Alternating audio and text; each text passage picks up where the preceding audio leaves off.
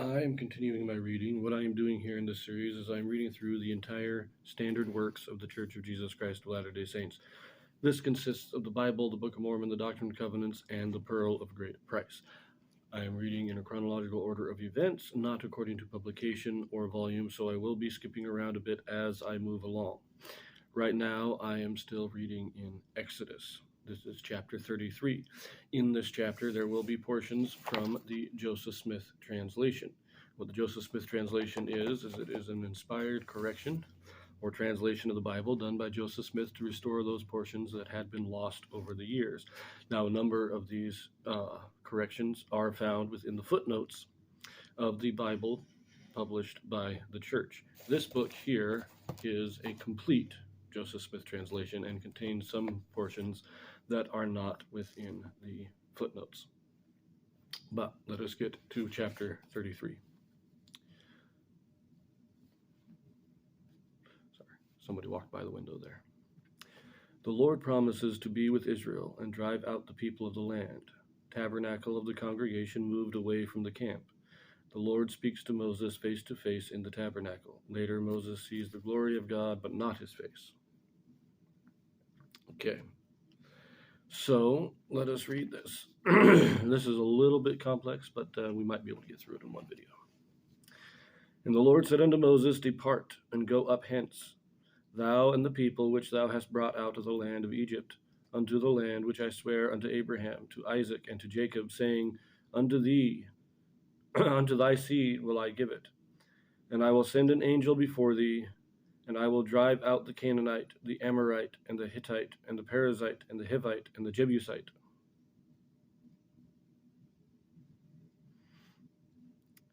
Unto a land flowing with milk and honey, for I will not go up in the midst of thee.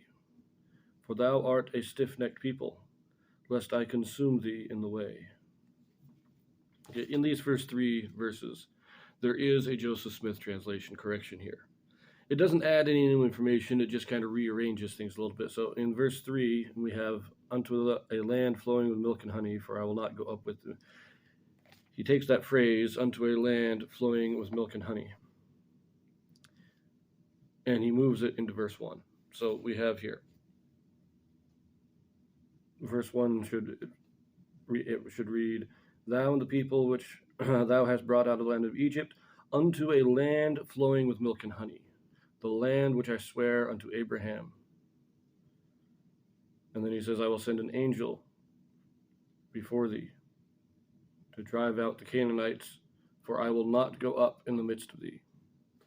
So it makes a little more grammatical sense to move that line up into verse 1 where he's describing the land. Verse 3, he's stating that the angel has to go because if the presence of God came, it would destroy Israel. And so he's only going to send an angel. I think that's kind of funny. But anyways, verse 4.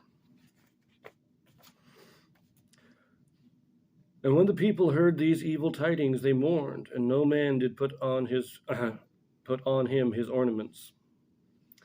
For the Lord had said unto Moses, Say unto the children of Israel, Ye are a stiff-necked people. I will come up into the midst of thee in a moment, and consume thee. Therefore now put off thy ornaments from thee, that I may know what to do unto thee. And the children of Israel stripped themselves of their ornaments by the Mount Horeb. And Moses took the tabernacle and pitched it without the camp, afar off from the camp, and called it the tabernacle of the congregation. And it came to pass that every one which sought the Lord went out unto the tabernacle of the congregation, which was without the camp. And it came to pass, when Moses went out unto the tabernacle, that all the people rose up, and stood every man at his tent door, and looked after Moses until he was gone into the tabernacle. And it came to pass, as Moses entered into the tabernacle, the cloudy pillar descended, and stood at the door of the tabernacle, and the Lord talked with Moses. And all the people saw the cloudy pillar stand at the tabernacle door, and all the people rose up and worshipped, every man in his tent. And the Lord spake unto Moses face to face, as a man speaketh unto his friend. And he turned again into the camp. But his servant Joshua, the son of Nun, a young man, departed not out of the tabernacle. Okay, this is another interesting little note here. First of all, as this is going on, Moses, remember in chapter 32, he pleads for Israel, and he is kind of made a judge over Israel. They destroy the golden calf and all that. And then Moses tells Israel, says, look, God's going to be with you, but he's not going to be with you. You got to strip off all your ornaments. Remember, they were having a party. They had dressed themselves up. They were wearing their jewelry. They were doing all this stuff. And Moses, get rid of it all, get it off, dress nice and conservatively, and God may decide to be lenient. But he also removes the tabernacle. The tabernacle was set up right by the camp. Now it's set off from the camp. Another symbol that we are separated from God. Wickedness separates us from God. The tabernacle represents God in heaven. It is now being separated because the people are not living righteously, and our own wickedness will separate us from God.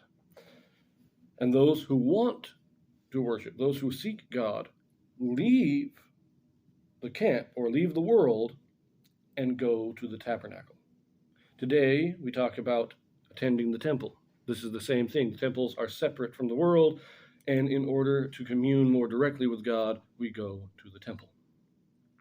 Now, Moses goes to the tabernacle, and when he enters, a cloud descends, covers it, so nobody outside can see. Now, remember, on the mountain, Joshua went up with Moses, but only Moses went into the cloud. Now, we are told that Joshua is in the tabernacle with Moses. I think we miss a lot of the significance of Joshua.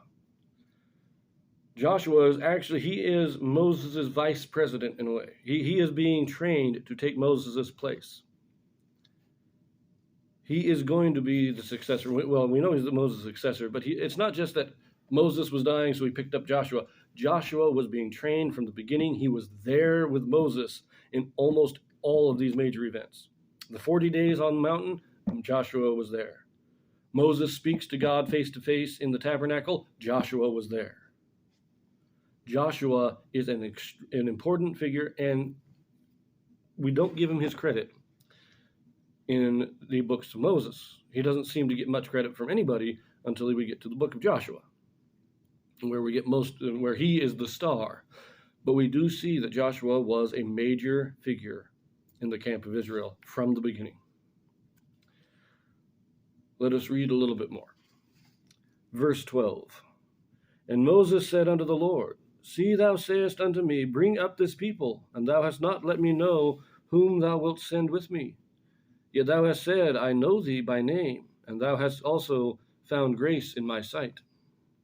Now therefore I pray thee, if I have found grace in thy sight, shew me now thy way, that I may know thee, that I may find grace in thy sight, and consider that this nation is thy people. And he said, My presence shall go with thee, and I will give thee rest. And he said unto him, If thy presence go not with me, carry us not up hence. For wherein shall it be known here that I and thy people have found grace in thy sight? Is it not in that thou goest with us? So shall we be separated, I and thy people, from all the people that are upon the face of the earth.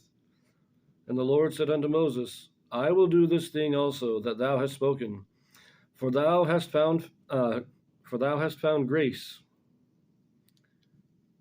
in my sight, and I know thee by name. And he said, I beseech thee, shew me thy glory. Okay, I'm going to pause here a moment, because I like this exchange where Moses is saying, okay, you told me to bring these people out, but you didn't really tell me what to do after we came out of Egypt, so I need a little more instruction here.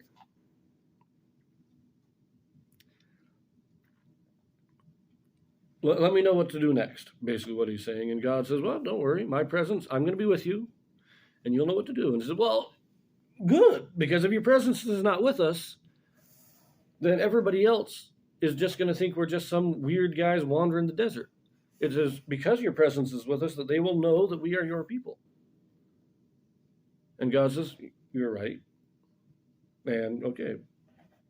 And now Moses is asking to see God's glory. This is a funny story here. It's just kind of interesting.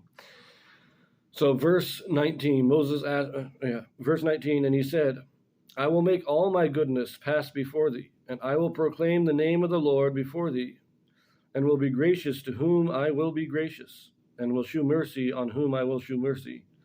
And he said, Thou canst not see my face, for there shall no man see my face and live. This is a verse used by a lot of non-members, a lot of other Christians, to say that Joseph Smith could never have had the first vision, because it says here that no man shall see my face, shall see me and live. But we have this Joseph Smith translation correcting this verse. And this is what this verse should say.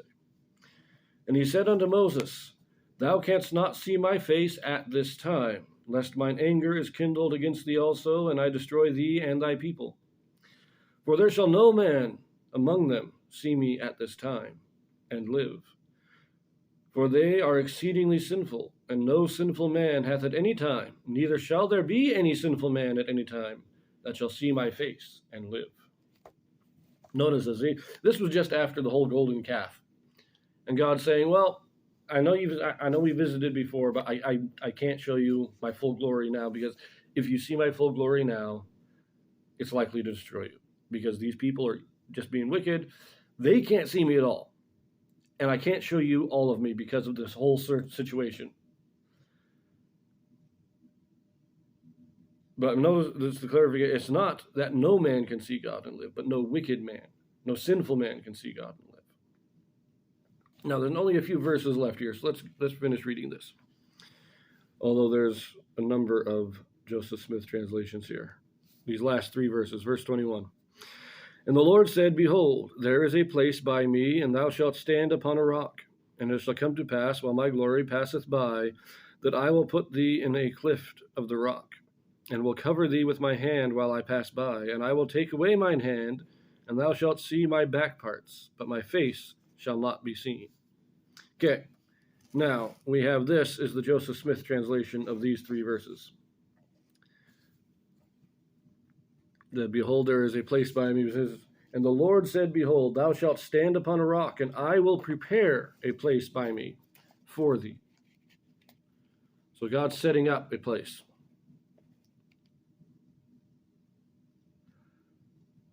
And in verse 22, he just removes says, I will put thee in the cleft of the rock and cover thee. So it just takes out the word will, kind of a grammatical, unnecessary word. But verse 23, this is interesting. There's an addition at the end. So, and I will take away my hand, and thou shalt see my back parts, but my face shall not be seen as at other times, for I am angry with my people Israel. So again, we get this clarification. Moses has already seen God. It said earlier in the chapter that they talked face to face. So to state that no man can see God and live is a contradiction. But we have the clarification. No sinful man can see God and live. Moses has already seen God in the past, but at this time, he is not allowed to see the full glory. The full glory of God, because of the situation that they are currently in. Anyways, we will see you in the next video.